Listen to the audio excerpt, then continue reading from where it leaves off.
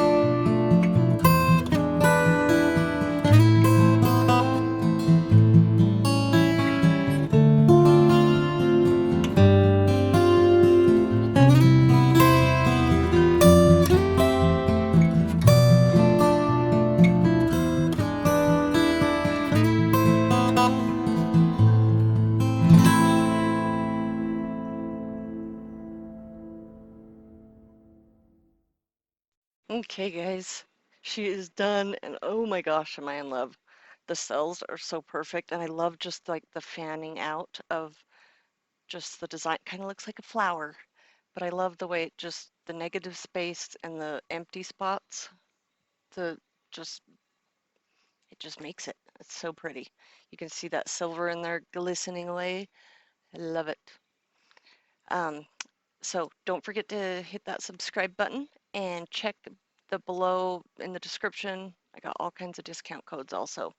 And my social media links if you want to follow me on Facebook and Instagram and TikTok and all that good stuff. Okay, guys, don't forget to get a discount code if you want to take the course. It's well worth it. It really is. All right, guys, thank you so much for joining again. Sorry it was such a short video, but until next time, I will see you guys again soon. Thanks so much. Have a great day.